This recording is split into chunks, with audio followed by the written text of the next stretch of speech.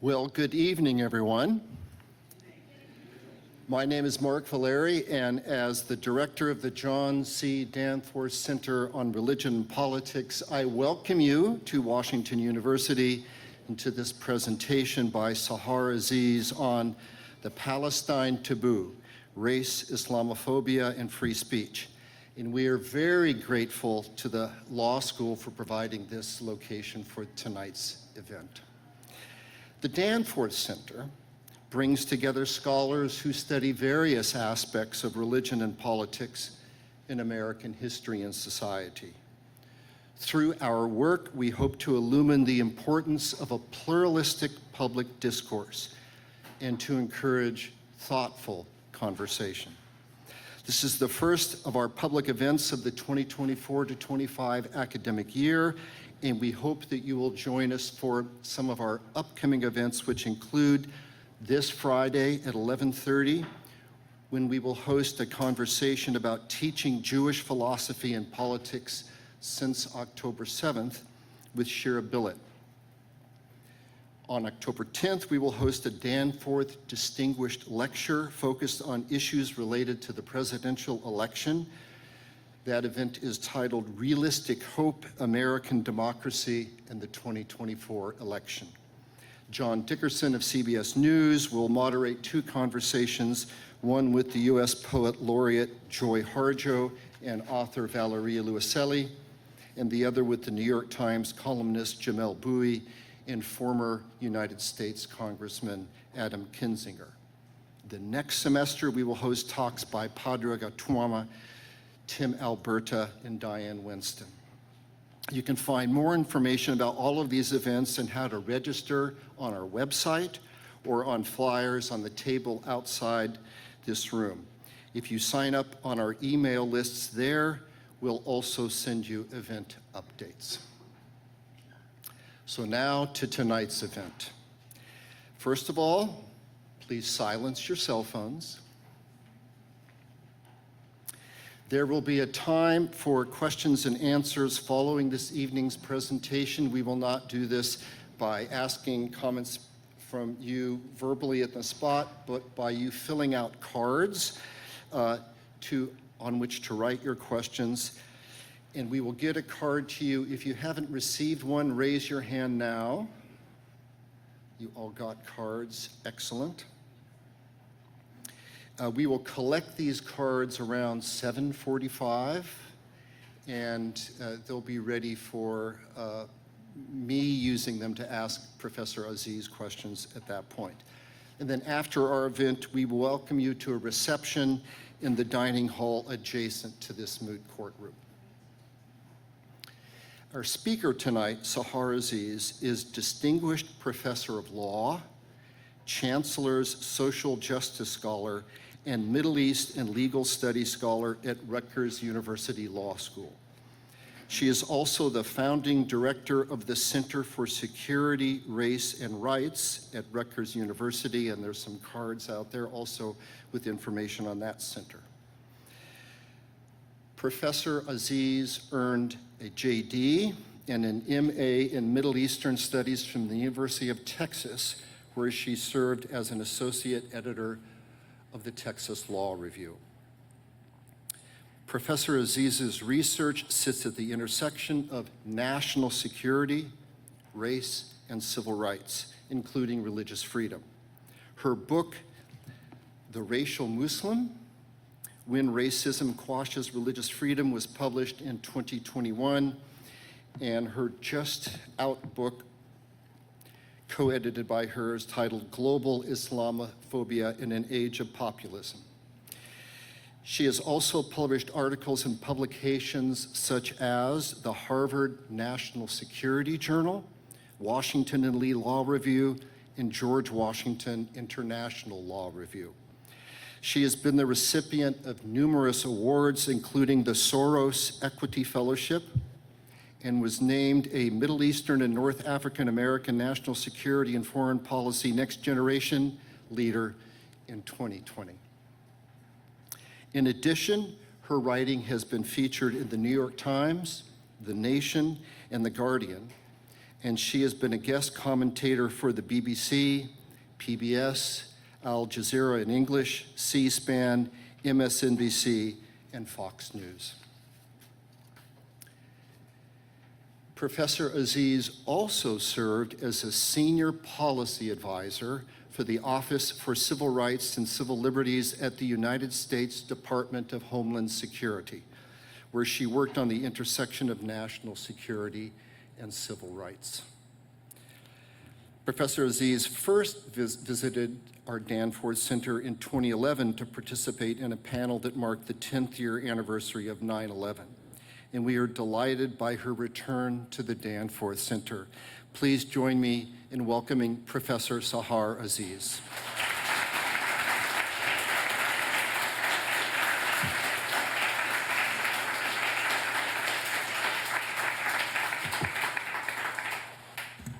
Assalamu alaikum. It's an honor to be here today at a time when our commitment to human rights, free speech, and equality is being tested.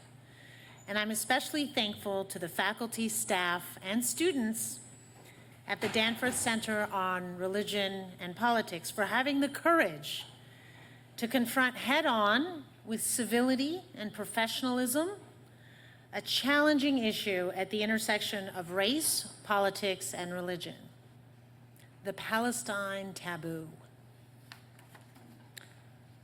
To call this quite literally the last taboo in American public life would not be an exaggeration. Abortion, homosexuality, the death penalty, and even the sacrosanct military budget can be discussed with some freedom. The extermination of Native Americans can be admitted, the morality of Hiroshima attack, the national flag publicly committed to the flames, but the systematic continuity of Israel's 52-year-old oppression and maltreatment of the Palestinians is virtually unmentionable, a narrative that has no permission to appear. Those were the words of the late Edward Said 24 years ago in the year 2000. Witnessing the violent repression of nationwide student protests defending the humanity of Palestinians, one can't help but notice the little that has changed since Said first uttered these prescient words. And yet, we live in a nation that boasts a constitution that establishes into law the right to free speech and equality. Our Constitution is the foundational document that has kept our nation intact, despite very dark periods in its past that entailed enslaving millions of Africans and their descendants, nearly annihilating the indigenous people, and interning tens of thousands of Japanese Americans. A Constitution that withstood myriad social movements deemed radical at the time, but indispensable for the America that we live in today. The abolition movement, the women's suffrage movement, the civil rights movement, and most recently, the Black Lives Matter movement. The very document that was drafted by white, wealthy men, for white, wealthy men, has survived more than 200 years in a society that has become a nation of immigrants, more ethnically and racially diverse as time passes, and a nation that elected as its president an African American for the first time in 2008. 220 years after that same Constitution counted enslaved Africans as 3/5 of a person. Now, in most nations, the seismic societal change the U.S. has undergone since its inception would have required an entirely new constitution, if not multiple new ones.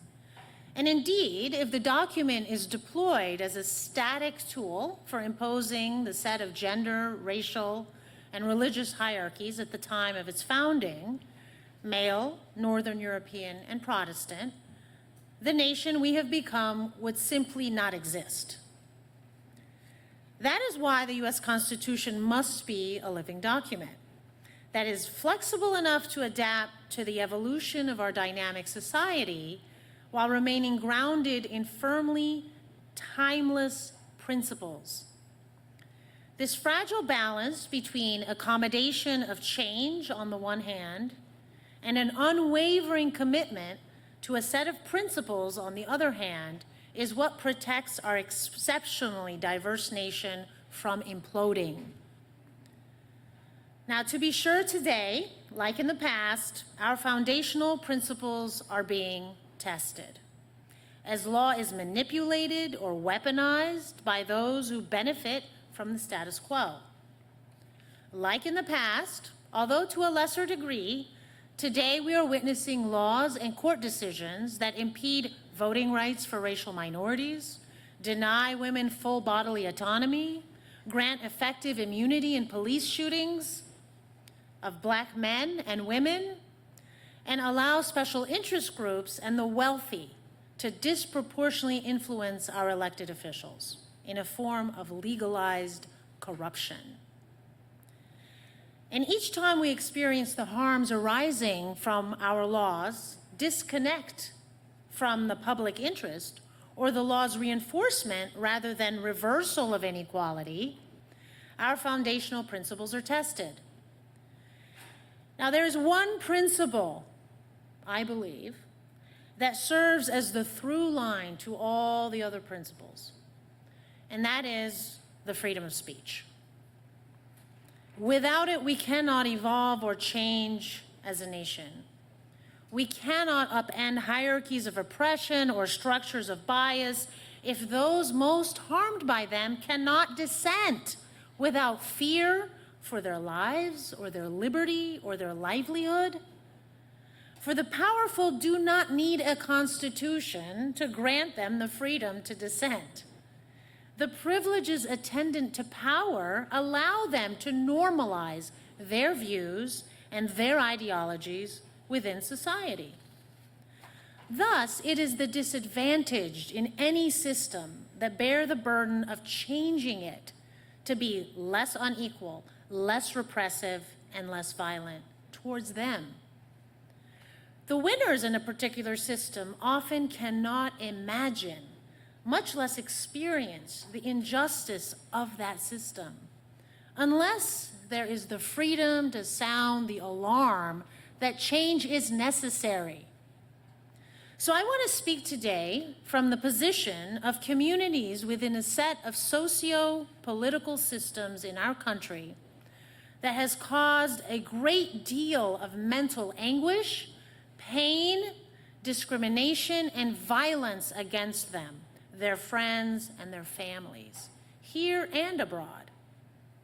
Specifically, I want to center the experiences and perspectives of the diverse Muslims, Palestinians, and Arabs on a matter that carries the utmost urgency for these diverse communities. The mass murder, systematic military assault, and intentional starvation of 2.4 million Palestinians in Gaza by the Israeli government with the military aid of our government funded by our money.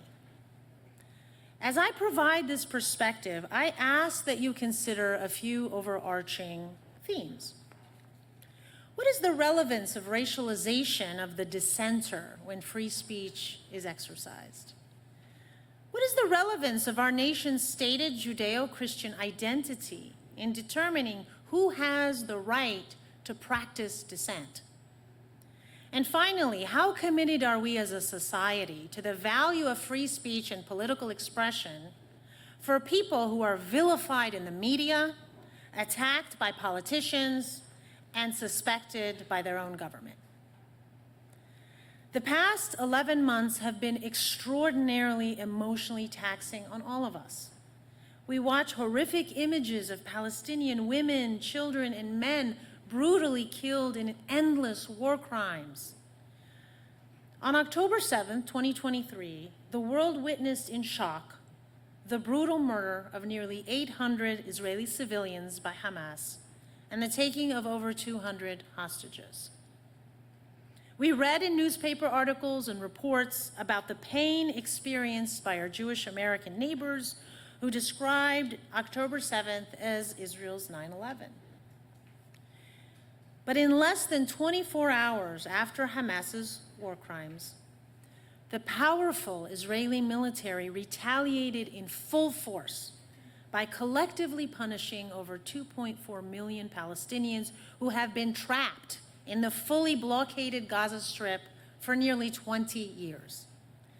The more than 1 million Palestinian children in Gaza had never in their entire lives left this 25-mile by 7-mile strip of land, often referred to as the world's largest open-air prison by international human rights organizations. What some had hoped would be a limited period of war between Israel and Hamas has turned into what the International Court of Justice calls a plausible genocide in Gaza.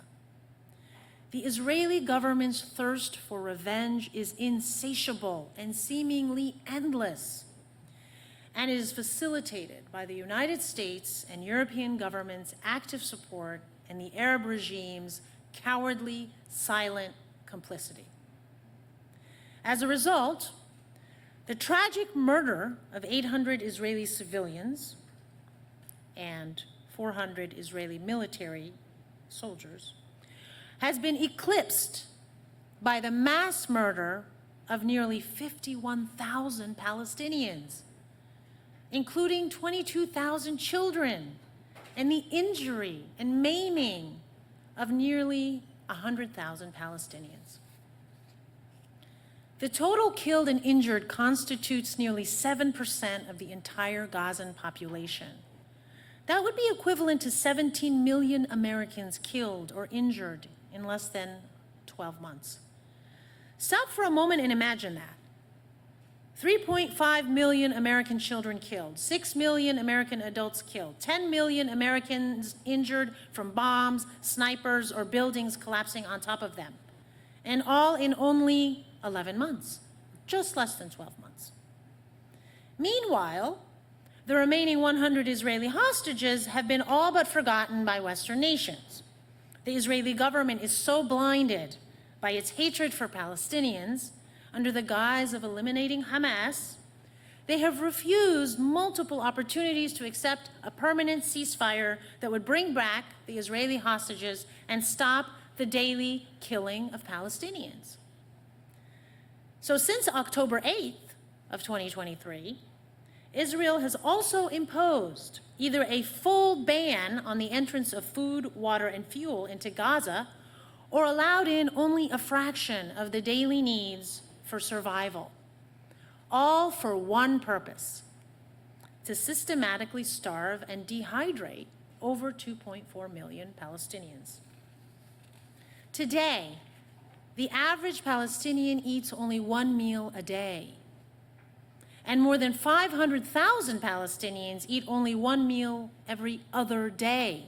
They are starving to death. When coupled with months of intentional destruction of every major hospital and every university and nearly every medical facility in Gaza, the number of Palestinians dying from treatable diseases and injury is skyrocketing as we speak. More than 35 children have already been reported to have starved to death that we know of. So for that reason, the United Nations has warned that Israel, with the United States' full throttle political and financial support with our money, has manufactured one of the worst famines on earth today. So the message is clear. Every Palestinian in Gaza must be punished for Hamas's war crimes. Whatever insecurity Israelis feel can only be relieved through ethnic cleansing, killing and starving 2.4 million Palestinians under the guise of eliminating Hamas. What many experts of the Middle East know is merely pretext for the Netanyahu government's real goal, which it has stated for decades, to impose full Israeli military and demographic control from the river to the sea. There is another message that is also being clearly communicated right here in our country. Any Muslim or Arab or Palestinian who dares to defend the human rights of Palestinians or criticize the nation state of Israel is presumptively anti-Semitic and a terrorist supporter. So not only must we as Muslims, as Palestinians, as Arabs watch in horror the endless images of women and children mauled under bombed residential buildings, videos of men screaming in pain as their limbs are amputated without anesthesia, and children with ribs exposed from starvation, but we are also punished for speaking out against such atrocities. Muslims are defamed for defending human rights. Muslims are harassed and doxxed and fired from our jobs for demanding that our country, the United States of America, stop aiding and abetting Israel's war crimes with our tax money. Our own U.S. Congress attacks us by attempting to maliciously pit Jews against Muslims. Elected officials who are right-wing white nationalists exploit the intergenerational trauma of Jewish Americans through fear-mongering that in turn is causing trauma among our Muslim, Palestinian, and Arab college students today, including here at Washington University. This triple injury, the mass murder and starvation of Palestinians in Gaza, the witnessing of atrocities committed with our government's support, and being punished for dissenting, betrays that disconnect, exposes that disconnect between our stated principles and our practices. This triple injury also reveals the harms arising from the racialization of Muslim identity. It teaches us the same lessons that Black communities have known for generations in this country. When you speak up and speak out against the powerful, they will punish you. And whatever freedom of speech principles they tout is only for them, not for you. We are witnessing this today as I speak. The Islamophobic racial trope that Muslims hate Jews is being maliciously peddled by Republican politicians, punching down at Palestinian students and Muslim professors to solicit votes on a platform of hate during an election season while Democratic politicians cowardly remain silent. When university administrators rightfully care about combating real Islam anti-Semitism, not political dissent, but merely pay lip service to the Islamophobia and dismiss the grievances of their Arab and Muslim students who feel stigmatized, harassed, and traumatized by Zionist pro-Israeli organizations. When the news media systematically portrays Palestinians as terrorists using pictures of people that look like us, faces of dead children that remind us of our own children, and real people whose families in the United States are our personal friends and fellow mosque congregants, while showing the full humanity of Israeli and Jewish Americans impacted by the October 7th war crimes. When this is your lived experience, you face the harsh reality that whatever you have accomplished educationally, professionally, or economically fades into the background, overshadowed by one dominant narrative. All Muslims, Arabs, and Palestinians are violent, disloyal, and hateful people.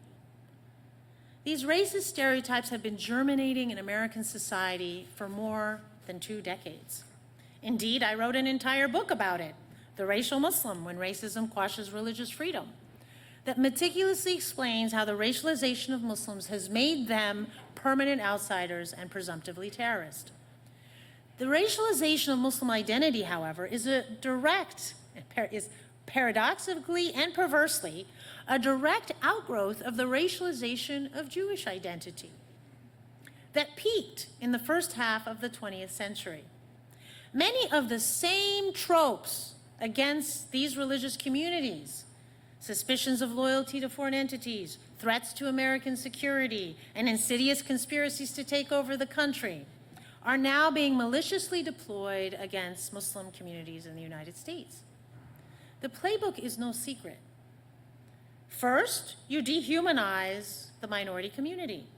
Then you make exceptions to your own constitutional principles to justify censoring, imprisoning, deporting, or killing that minority community. The biological-like traits of inferiority imputed upon that minority community then deems them unworthy of the protections of our Constitution. Racialization also imputes collective guilt for the crimes committed by others who merely share your identity. In a society that claims to value individual responsibility, members of racialized groups are mistreated, defamed, and punished for the bad deeds of others who have nothing to do with them except having the same religious identity. They are guilty by association. And only the privileged can escape this fate, for they are treated as individuals and judged by the society and the law for their individual actions. Hence, there has been no raids on white politically conservative organizations or surveillance of churches after January 6, 2021, when a mob of white conservative criminals attempted to kill our then Vice President and Speaker of the House in an unprecedented insurgency. That is how racial privilege works. Presumptions of innocence, benefits of the doubt. Today, a critical number of pro-Israeli described Zionist organizations are intentionally deploying racist stereotypes to make false accusations of anti-Semitism and terrorism when Muslims, Arabs, and Palestinians decry the mass human suffering of the 2.4 million human beings in Gaza and criticize a nation state, Israel, for violating international law. As if we cannot value both Israeli and Palestinian life, as if we cannot condemn both Hamas's attacks and Israel's disproportionately violent and unlawful response, as if we are trapped in a zero-sum frame. Whatever free speech rights we as Muslims or Arabs or Palestinian Americans may have on paper are blithely dismissed and disregarded in practice. Professors, students, school teachers, and private citizens are finding themselves targets of orchestrated smear campaigns, doxing, harassment, and termination from their jobs by self-described Zionist organizations. Billionaires and CEOs have sent letters to Harvard University declaring they would not hire any graduate who signed a letter defending Palestinian human rights and criticizing the state of Israel. Law firms falsely accused law deans of facilitating the rise of anti-Semitism on account of academic panel discussions and protests criticizing Israel's military assault on Palestinians in Gaza. Think about that for a minute. In the United States, American lawyers trained to adhere to the United States Constitution have demanded that law schools violate the First Amendment rights of their students. I cannot think of a greater threat to our foundational principles. Likewise, the Anti-Defamation League and the Brandeis Center issued a letter to 200 university presidents in the United States. I'm sure Washington University president got one too, demanding they investigate Students for Justice in Palestine based on an unsubstantiated accusation that these American college students, born and raised in America, support Hamas, a designated terrorist organization. What evidence is brought forth? Student protests, sit-ins, dissident speech, the very same actions that many of our parents and grandparents practiced to oppose the Vietnam War or support civil rights for African American communities. Imagine the response of our elites if the same targeted assault on free speech had occurred against Jewish or Israeli students protesting in support of Israel's actions in Gaza. Imagine if Jewish professors who argue that Israel's actions are justified by its right to self-defense are then targets of McCarthyistic intimidation tactics by congressional committees seeking to fire them for their speech and academic work. Imagine if the largest Muslim American civil rights organization sent a letter to every university demanding that it investigate and shut down Hillel and Jewish student associations because they held protests, hosted speakers, and published reports that provided their analysis and their opinions in support of Israel's military assault on 2.4 million Palestinians. Imagine if Palestinian civil rights organizations threatened to sue school districts if they included in their curriculum both the Israeli and Palestinian perspective about current events in Gaza. We would rightly reject the pretext that these actions to censor are motivated by countering Islamophobia or protecting Palestinians from racism. Indeed, such targeted censorship campaigns would be an attack on Jews and Israeli Americans' free speech rights. And yet here we are, where we do not need to imagine those scenarios, at least not for Muslims, Arabs, and Palestinians in America. They have been happening for years in a country where one group is being privileged over another group in the specific context of Palestine-Israel discourse.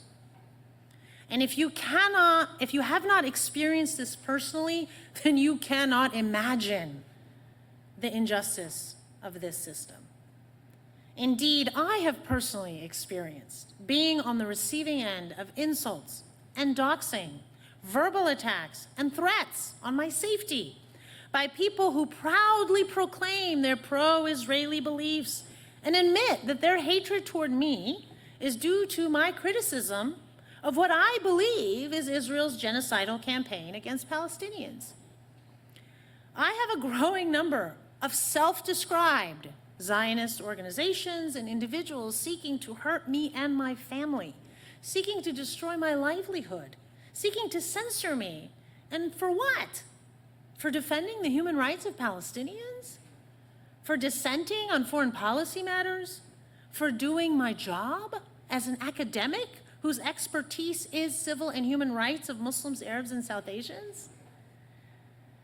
Admittedly, I am all too familiar with this playbook because I'm also a scholar of authoritarianism in the Middle East. And I have written about professors and journalists and students being targeted by their government for defending human rights, women's rights, democracy. I have criticized anti-free speech laws in the Middle East that are intended to quash debate about a topic of public interest. And I have opposed our own country's foreign policy in the Middle East because it enables anti-democratic governance and human rights violations. So my criticism of Israel is not exceptional. To the contrary, I'm treating Israel like every other state that should be bound by international law. Nor are the nature and attacks and tactics of attacks by American Zionist organizations are exceptional. To the contrary, their tactics are taken from the playbook of white Christian nationalist organizations. And I know that is a hard pill to swallow. You demonize Palestinians and Muslims, you portray them as a threat to America, you defame and smear their communities and religion, you threaten their safety with death threats and hate crimes, and you call for their criminalization and deportation. Perversely, such right-wing extremist tactics are conducted in the name of keeping Jews safe. But not all Jewish Americans accept such hate being done in their names. Indeed, a growing number of Jewish Americans have realized that Israel, a country established in response to centuries of anti-Jewish persecution in Europe by Christians, not in the Middle East, not by Muslims, is committing war crimes. They reject the hateful tactics of American Zionist organizations claiming to act on their behalf. Jewish American college students are joining Students for Justice in Palestine. Organizations such as Jewish Voice for Peace, If Not Now, Jewish Rabbis for a Ceasefire, and even J Street are vocally criticizing Israel's bombing, starvation, and ethnic cleansing of Palestinians in Gaza.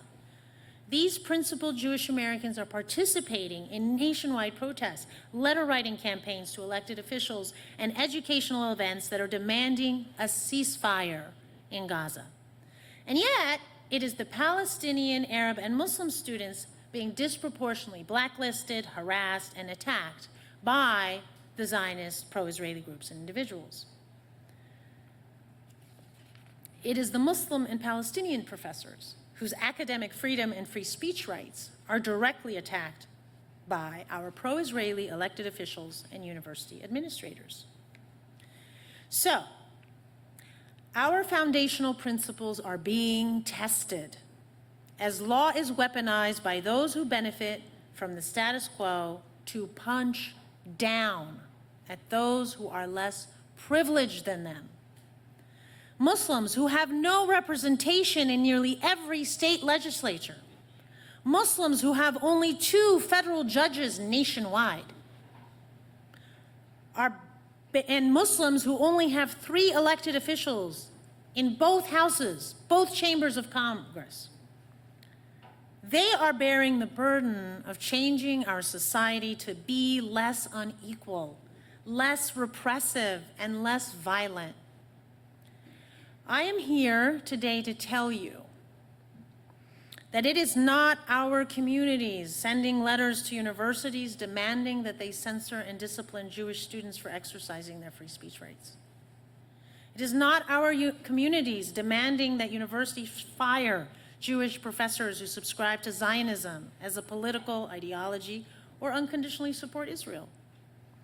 It is not our communities seeking to shut down civil rights academic centers focused on Jewish American rights.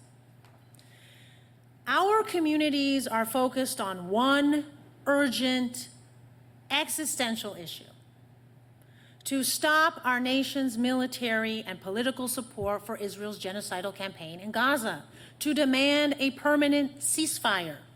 Because every day we hear about another family member of ours or our Palestinian American friends killed by an Israeli bomb, by an Israeli sniper, by disease, by starvation, caused by the Israeli military assault.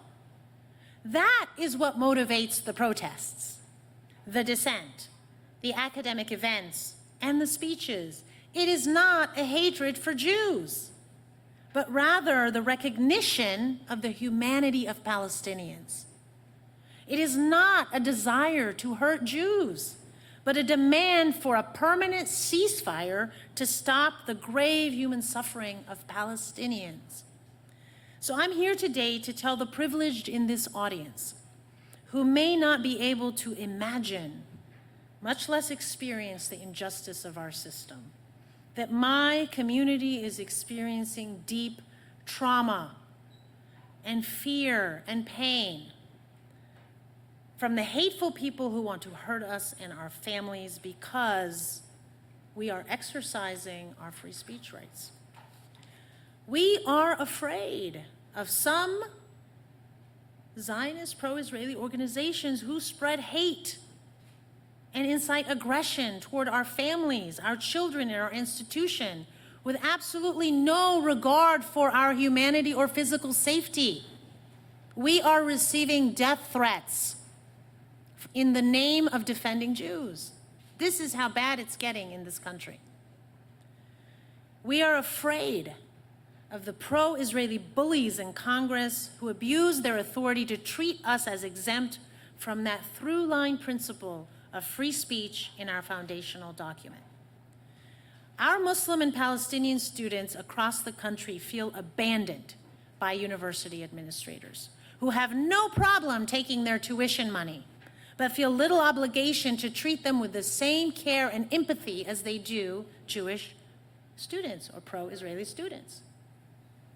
So I return to the 3 questions I posed for you at the beginning of my remarks. What is the relevance of racialization of the dissenter?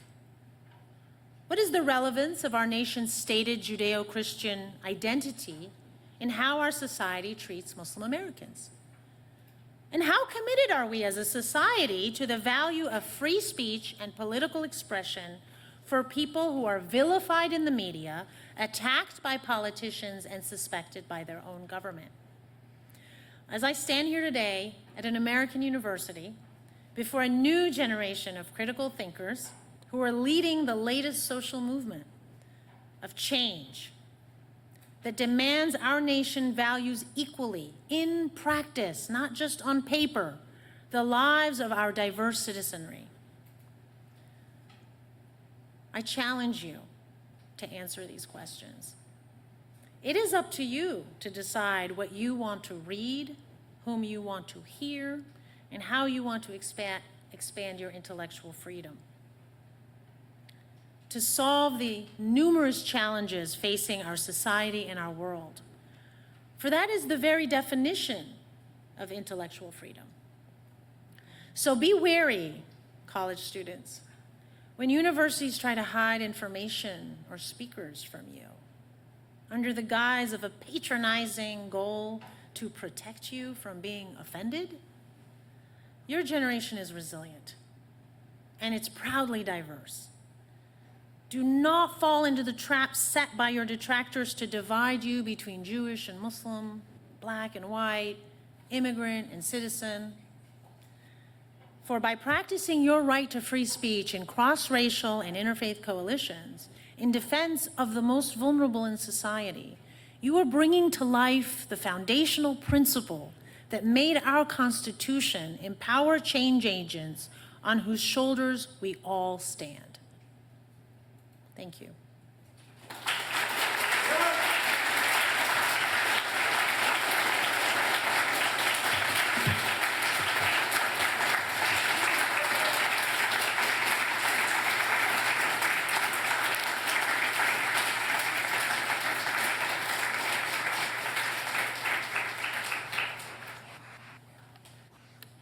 Thank you so much for that. While we're reading and collecting cards, I'll take a privilege of asking you a question, which is your comments about international law and how that comes into play in the American political consciousness, the consciousness of students. Maybe you could say a bit more of what that international law has been since October 8th and this nation's relationship to it. That's a lecture in itself. Thank you for that question. Thank you all for being here. I know when it's raining, it's a sign of even more commitment to intellectual curiosity. And if it's not obvious to you, when I give talks, I usually don't expect to be invited back. But of course, welcome coming back. So I try to speak my truth in hopes that you will have the courage to speak your truth. So there is a separate crisis happening, and within international legal circles and within at least those of us who take seriously international law, which is the undeniable irrelevance or powerlessness, or if you want to be charitable, marginalization of international law, because we're not seeing it being enforced. So what you'll find, I suppose what is somewhat unique is that, and it's primarily, in my opinion, because the facts are so egregious. The facts are just so easily identifiable in terms of demonstrating war crimes by the nation state of Israel, that you're seeing many of the international organizations that usually will hesitate more in taking action or issuing decisions or publicly criticizing Israel for mainly geopolitical reasons, that they're even coming out and stating that this has gone too far.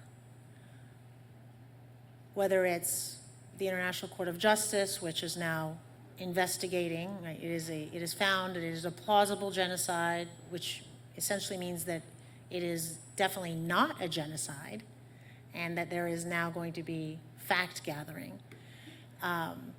You also have, and it started with South Africa, but I believe, I've lost count, but maybe 11, 12 states have now joined, and more countries are joining, and they're not just from the global south. You're seeing more European countries who have historically been more allied with Israel politically for reasons that might be obvious in terms of the post-Holocaust environment where many European countries do feel a sense of obligation to support the state of Israel, notwithstanding its violations of international law over years, not just today.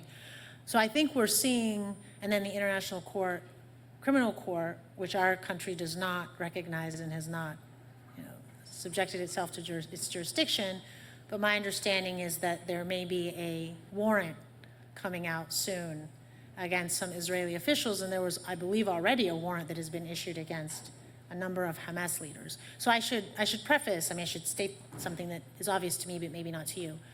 There has never been any hesitation to punish, issue rulings, identify and admit to the war crimes of Hamas by the international legal community. That has been a staple. And whether it was Hamas, and before that it was the PLO, and before that, the Palestinians have been, let's say international law has been over-enforced against them. The question is, why hasn't it been equally enforced against Israel?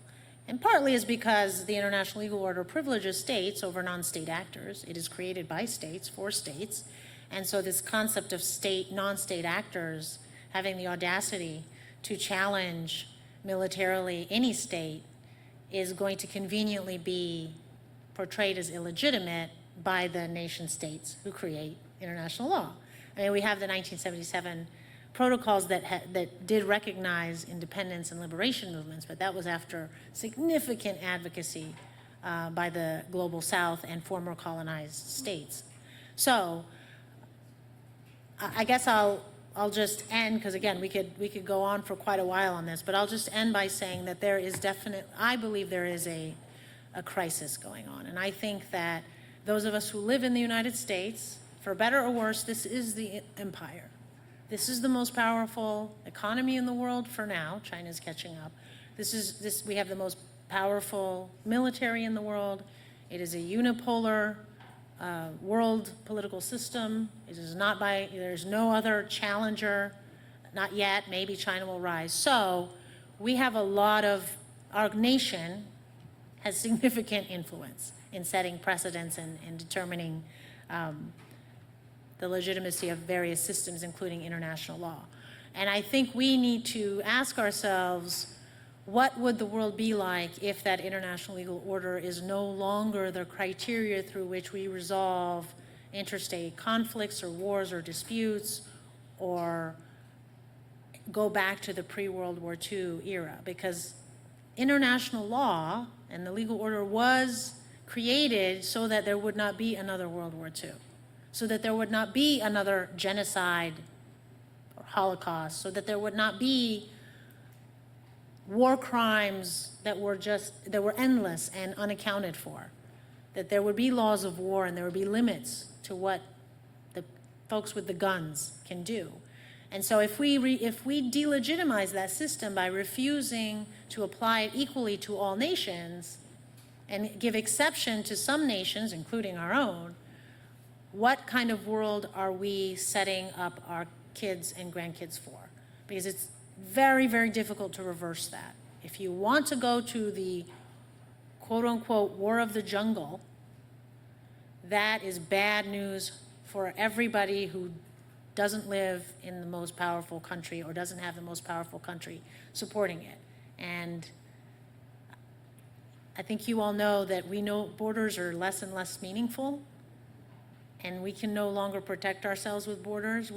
It's becoming more and more truly a globalized environment. So whatever happens somewhere else, you can't protect yourself as easily if that's the approach you want to take. So those are my brief comments on that. Big question, suggested answer, thank you.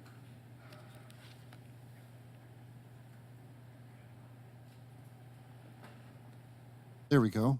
Thank you for that. A more personal question from a graduate student.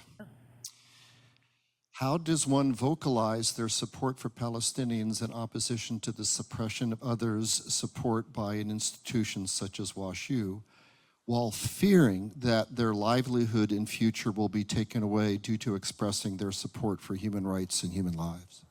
Yeah. Well, you have to decide what risks you're willing to take.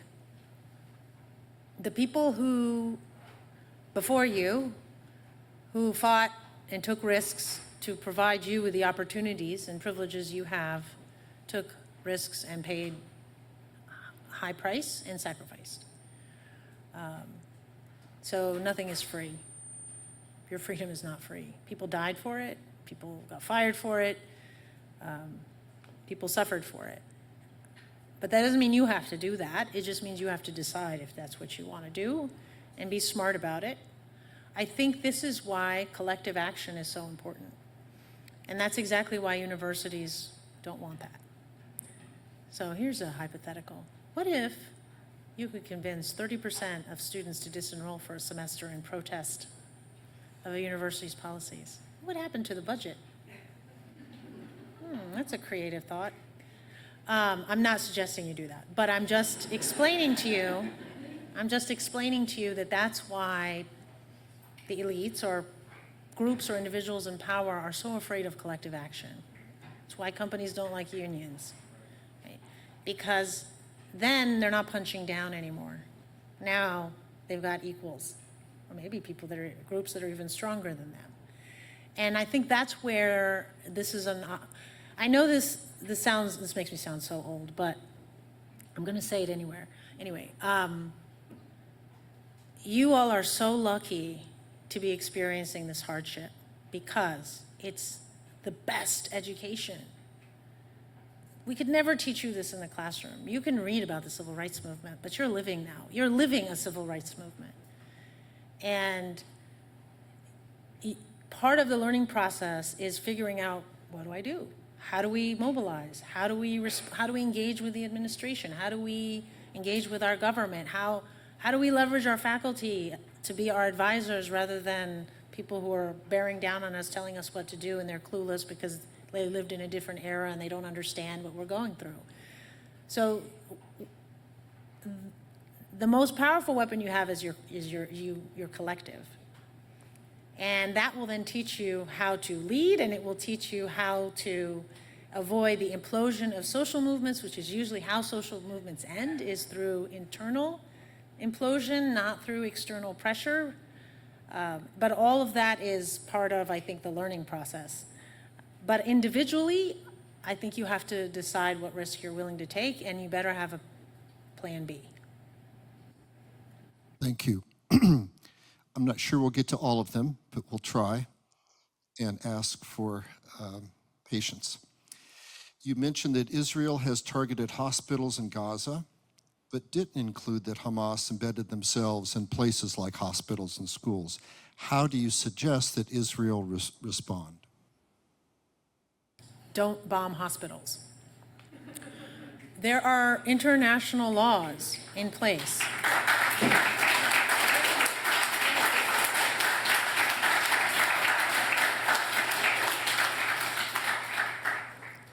So there are international laws of war in place. They have to distinguish between civilian and military. It has to be proportionate, and there has to be there has to be a military objective, right, that gets to the level of having to kill that many civilians, which I cannot imagine any situation where you kill a hospital where there isn't live fighting happening as you speak, and if you don't do it, your military, your soldiers will die immediately. This war is an asymmetrical war. This is not between two equal militaries, not even between two militaries.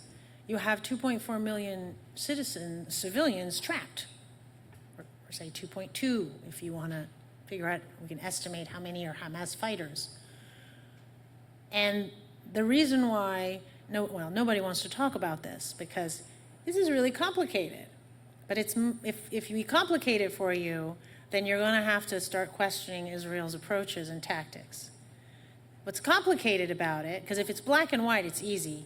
Good guys, Israel, Israelis, bad guys, Palestinians, Hamas. Good guys beat the bad guys. Kill, and they're all Hamas, so you're killing the bad guys. That's not what's happening.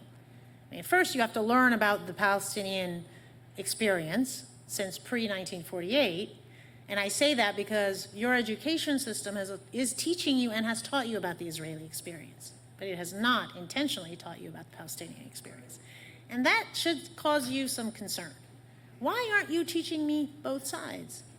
Why aren't you teaching me both arguments? And let me decide for myself, because what we're experiencing is one or two perspectives from one side. So even that one, the side that is, let's say the perspectives of Jewish Americans who have ties to Israel or don't have ties to Israel is very diverse. And you're being taught one part of that. So there's already numerous perspectives within the Jewish American community that is not being included. And then you're not taught at all the Palestinian American perspective, the Palestinian perspective. So that should cause you some concern to say, well, why don't we learn about all of it? And let's appreciate the complexity. So the complexity in Gaza is that Hamas is the government. Hamas is the government, and it has a military arm. So it's kind of like this it's a very unique type of organization that is, all of it has been designated as a terrorist organization. However, since about 2006, when it ran for elections in the Palestinian Authority's Legislative Council elections, which is a post-Oslo Accord creation, which was supposed to result in the creation of a Palestinian state so that it would be two states living in peace, living side by side, and end all of the war and the killing and the suffering. That didn't happen. Primarily, in my opinion, because of the growth of the settlements and the rise of the right wing in Israel that has sabotaged Israeli politics, and those who are two-state solutioners in Israel have become marginalized politically. But that's a different conversation about Israeli politics. So Hamas wins the elections, says, can we please be legitimized? We want to switch to being a government. Israel says, absolutely not. You're a terrorist organization. You'll always be a terrorist organization. And tells America, absolutely not. America says, absolutely not. But for the last 10 more years, Hamas has been bringing in cash, because they're sanctioned, so they can't use banks, international banks, through Tel Aviv. Suitcases of cash from Qatar. And Netanyahu knew that, and he was okay with it. And there was a truce, ceasefire, truce between the two. Now, Hamas violated it on October 7th, but Netanyahu was in contact with Hamas. Because Hamas has a government. They run the hospitals, they run the schools, they run the universities. They are the government. And they have a military wing. So to say that we are going to kill hospitals because there's Hamas, it's a little disingenuous. That's separate from the international legal analysis, which is you don't bomb hospitals. Even if there is Hamas fighters there, you don't bomb hospitals. There are civilians, patients, doctors, sick people, injured people, dying people. The hospital is needed to treat the injured in the war. So again, unless it is immediate self-defense, which has not been the case, at least I haven't seen that, there's no reason to send 2-ton bombs on a hospital, and we have given them the 2-ton bombs. That's why we have to care, because people will say, well, why are you picking on Israel? So as I stated, and you can read my record, I don't pick on Israel. I pick on a lot of countries that violate human rights and international law, but because it's our money. And I feel less obligated to criticize a nation state if it's not taking $24 billion from our treasury just in 1 year, and on average $4 billion a year that goes to its military, who violates international law. That's the connection. That's why we have to care.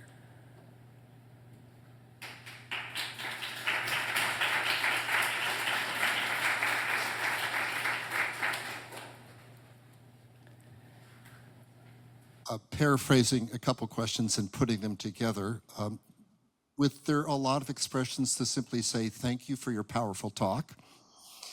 But as you may know, faculty efforts on many campuses have failed to get through to campus administrators. What I'd like to know is, where have you seen success on behalf of faculties? What strategies seem to work? Where have you seen spots of hope and possibilities in discussions between student bodies, faculties, and campus administrations? I'm currently researching that, trying to find a place that has worked. I think there are two models that have been relatively constructive, if your objective is to allow for a diversity of speech. The first model is the Chicago model, and I can't believe I'm saying that because I'm not a law and economics fan. It's its own kind of school of thought in legal education. But I have learned to appreciate deeply the University of Chicago principles on speech, and I would highly recommend you just Google it and read it. And effectively, the approach they took, and they've taken this approach, I think it's been decades since they adopted it, which is that the university administrators do not make public statements, they do not take sides, they just administer and make sure that they administer the university, make sure that it is well managed, make sure that all of the processes for tenure and hiring are based on professional standards, and they defer to the faculty, right, to manage those types of processes fairly. But when it comes to controversial issues of the time, which will change with time, they are very intentional at creating a neutral space, and they expect the faculty, especially the faculty, but including the students, to engage. They try to create truly a marketplace for ideas, which is not easy to do, but the fact that there is that principle and they've practiced it is admirable. And about 10 years ago, when it was the left that was attacking the right in what was quote unquote called cancel culture, which I never supported cancel culture, and I'm pretty left of center. But I would always tell my students, if you do it to them, they're gonna do it to you. As a matter of principle, it's not in accordance with free speech and the right to hear for yourself. Let the students vote with their feet. If you find a speaker is particularly racist or particularly sexist or particularly offensive, hold your own event and challenge that. If you want to have a protest, fine, don't disrupt the event. I'm on the lookout. Is there a protest outside? Fine, but you all should be able to listen and decide for yourself. You can come out of this talk thinking this woman is awful. Fine, that's your choice to do that. But other people may think otherwise.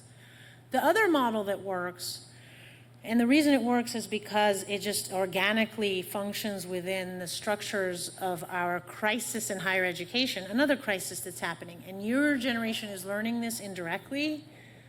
The faculty is on full alert about it because it's truly a seismic change, which is the corporatization of higher education.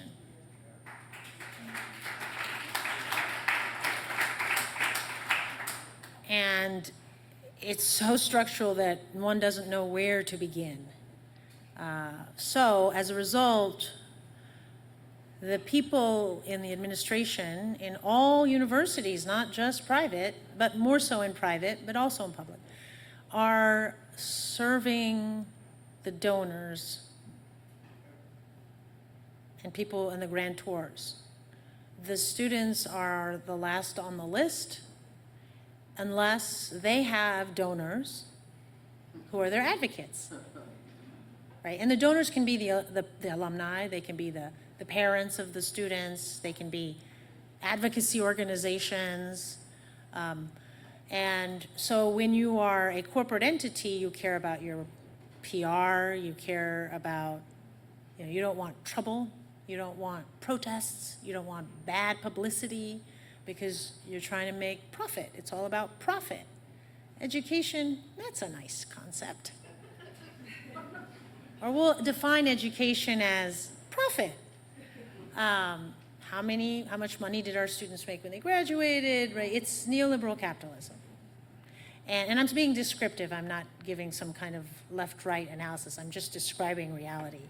And so the model where you have two equal pressure points on an issue, which is rare. I mean, the only time you usually have that is when that issue is affecting different members or different groups within one privileged group, right? So if abortion affects white women that are upper middle class, now you're going to have some equal competition. But when it's only affecting poor brown and black women, if it's not affecting affluent white women, you're not going to get as much equality because there's privilege that comes with the race and the class, right? That's just as an example. So those universities have been relatively better, but despite, right? It's because they're getting it from both sides. So there's administrators like, I'm just walking straight, ducking, and hoping that I make it to the end of my contract and getting out of here. But all that is to say that this is the time for faculty to really lean in on faculty governance and shared governance. Because no matter what you may think of your professors and like the grades you got, they make you work too hard, too much homework, the test is hard. I think, and I'm biased obviously, but I do think that structurally it's the faculty who are the most vested in real education, in critical thinking. We are not compromised. We don't make more money when the donors give more money. We have a salary, there's a structure, the incentives, we have our own issues with our incentives and disincentives, but it's not related the same way to the corporatization of the university. And we're also culturally indoctrinated and trained to really care about critical thinking. So for us, I am much more interested in, as a faculty member, I think it is much better pedagogically and educationally when I see students who are disagreeing with each other, and my job is just to teach them how to disagree, how to do the research, how to find the facts, how to make sure that the disagreement isn't based on ad hominem attacks, it's not based on opinion, it's not based on facts and evidence, and to really train them, how are you going to lead in this diverse, contentious society? So whereas if you only have one side, you can't teach that. And then you're just in groupthink.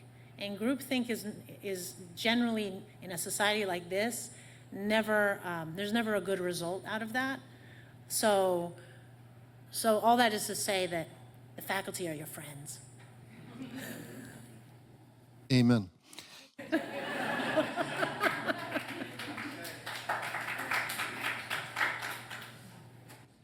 Can you speak on how unconditional support of Israel is perceived as support for Jewish Americans, and how to disentangle the two in an already polarizing climate? Okay. So first, I admittedly don't feel comfortable speaking about that because I'm not Jewish American and I'm not Israeli, and so I just want to recognize my own positionality.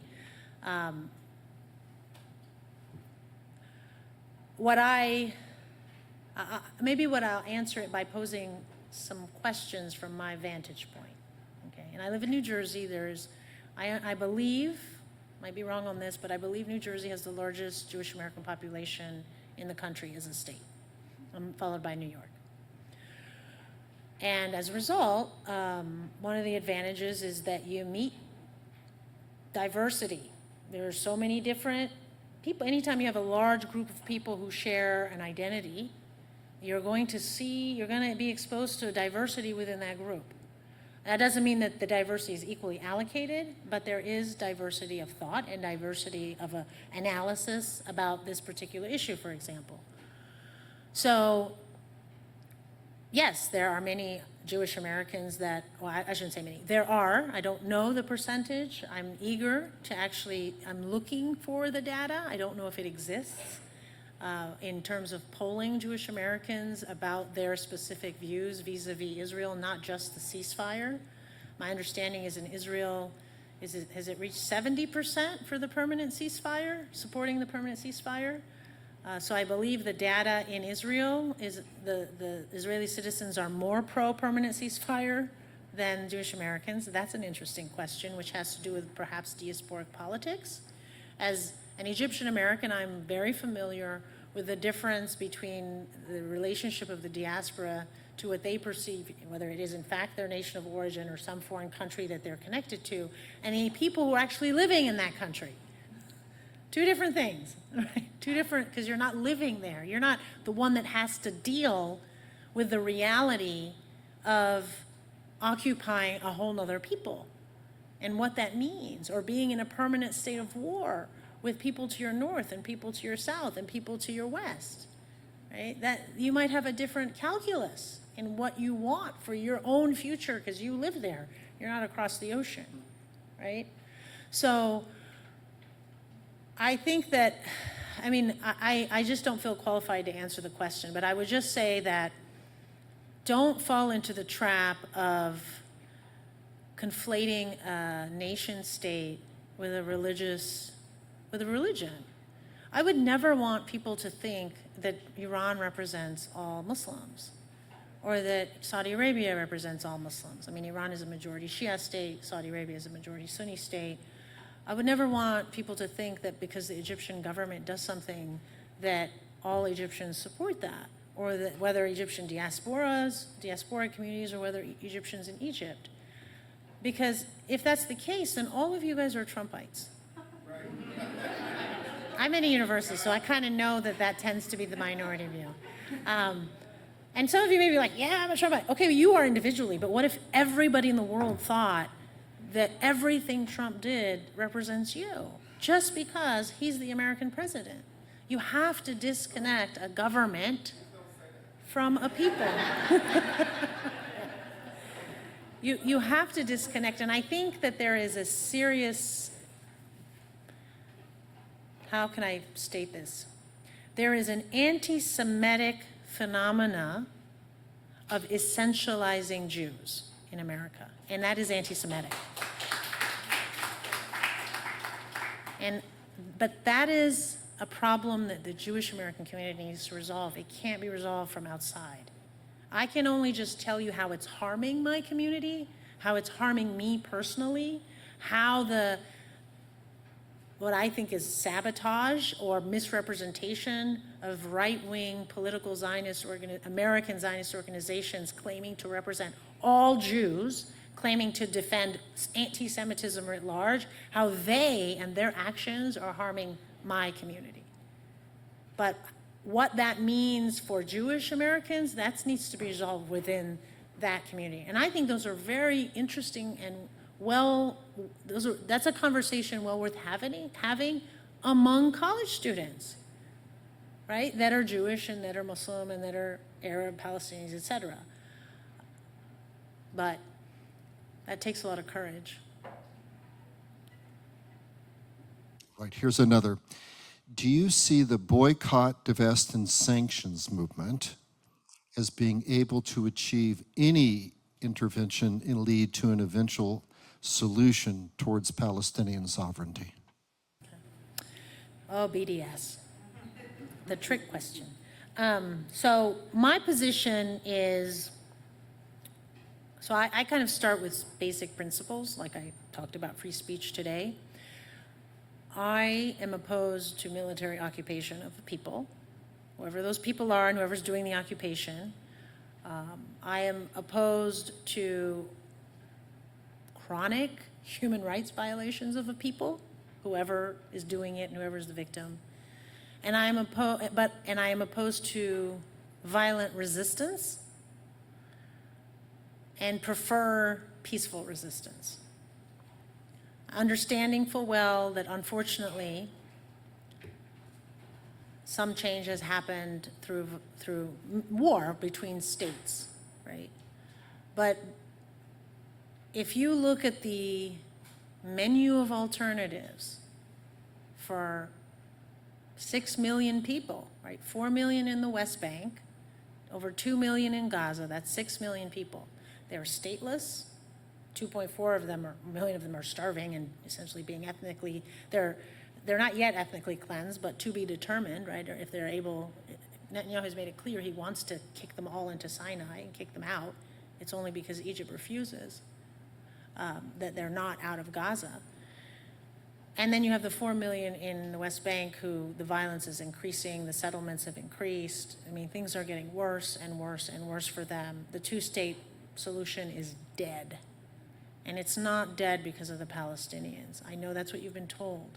Just study the settlements. Study the rise of Israeli settlements in the West Bank starting in 1993, which was when the Oslo Accord was passed. That was supposed to be the beginning of the two-state solution. And don't forget, Israel is richer, more powerful militarily, more powerful politically. There is no competition, none, between Palestinians and Israelis. When people use terrorism, which is targeting civilians for political, or engaging in political violence against civilians, that is the weapon of the weak. That is the weapon of desperation. I'm not justifying it, I'm just explaining it. When you have two equal parties, they just go to war with each other, two military units. So my point is that I do not support that scenario. It is an unjust scenario. The Palestinians deserve better than that. So, if you have a menu of options to change that, divestment and boycotting is peaceful. It's nonviolent. So, and as a lawyer, I support nonviolent change, right? As a civil rights lawyer. So I find it quite confounding when BDS is so vilified and seeking to be criminalized, because I think, so you don't want the violent resistance, you don't want the terrorism, you don't want the suicide bombings, you don't want any type of physical violent resistance by a stateless people who are being indefinitely detained, who are being tortured in Israeli prisons, whose houses are being demolished, whose land is being confiscated, who are being starved. I mean, we can go on, and this is long before October 7, 2023. You don't want that, fine, great. I don't want nonviolent resistance, but you also don't want, violent resistance, but you also don't want nonviolent resistance. So what is it that you want?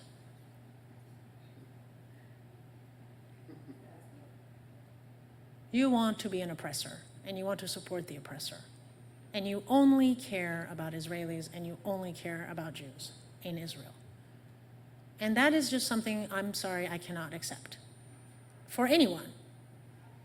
And that, I think, is the harsh reality that a lot of people who support Israel need to come to terms with. And I think that's also why you have so many, well, not anymore, but you used to have more American Jews who were supporters of the two-state solution, because they understood that this is not sustainable. This is staining the soul, right? The soul of Israeli society.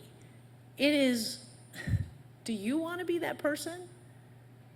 And I recently was speaking to a doctor, a Muslim American doctor who's not Palestinian, who went to the West Bank recently, like in the last few weeks, to do a medical mission because they're so short on doctors in the West Bank. And this particular doctor is a very highly accomplished American doctor, again, of Arab origin. And so he goes there, and I asked him, how was it? So in addition to obviously the awful medical condition and the under-resourced, he said to me, he said, I have never in my life experienced such dehumanization. And I gave them my American passport, and they said to me bluntly, they said, you're not American, you're an Arab, and we know you're kind. It didn't matter, his passport meant nothing, and they were very explicit, and he experienced the usual stories we've heard. Humiliation, interrogation, frisking, everything, and being shouted at, being demeaned, being disrespected. And he just said, I don't know how they live like that. It is so humiliating. And he explained to me, he said, there's no other way to explain it but racism. It's just when you literally think that that human being is inferior to you biologically, and as a result deserves to be treated like trash. And that was just his experience. He's not Palestinian. And he said, nobody knows this, because when we talk about it, we're accused of being anti-Semitic. And I just want to tell those who are weaponizing anti-Semitism to just tell you that, are you perpetuating Islamophobia? When you attack us for criticizing a nation state, do you ever wonder whether you're denying us our rights? Whether you're the one who's attacking other people when those people are not attacking you, they're just speaking their truth, explaining their analysis, making it clear that this is not in any way about hurting or harming, people because of their identity? Because nobody seems to care about us at all. And so that's an example of centering. It's a centering of one perspective. And even if that perspective is authentic to that person, I'm not there to judge. But that person needs to understand that is a subjective perspective, and is not a universal one. Not everybody feels that way. Not everybody experiences that. And you could be in a room and have totally different experiences. Like, there's a lot of people here. You're all interpreting my speech and my comments very differently. Some of you may find it offensive, disheartening, upsetting, and others find it empowering, illuminating, whatever, inspiring. Should one group subjective experience then deny the others their right to experience that? Why is this authentic but that's not authentic? And I think that's really the fundamental problem we're having at universities. And that's where I think university administrators are, I don't want to use a legal term, but I think it's close to breaching their fiduciary duty. And to be equal and care equally about all tuition paying students, and explain to the external donors and the external advocacy groups that I don't serve you. I serve the students. You need to let me do my job and let me try to be as fair and equitable as possible, rather than just taking orders from you because you're threatening to cut off funds.